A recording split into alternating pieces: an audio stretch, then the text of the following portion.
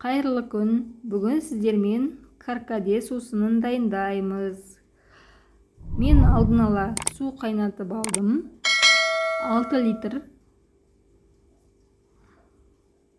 Қайнап тұрған суымызға каркадемізді шамалап саламыз. Көп болып кетсе де болмайды.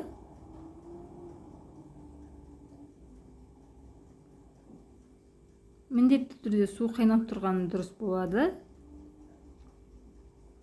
Қақпағын жауып 3 минуттай қайнатып аламыз.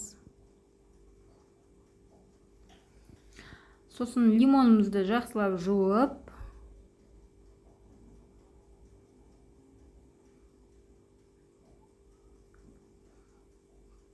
кесіп аламыз. Қайнап тұрған каркадеге салып жібереміз. Каркадеміз осылай әдемі цветке болып шығады.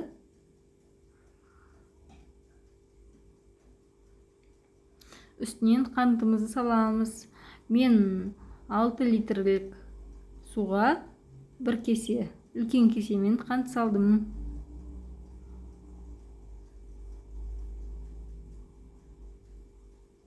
Осылай араластырып, каркадемізді суытып аламыз.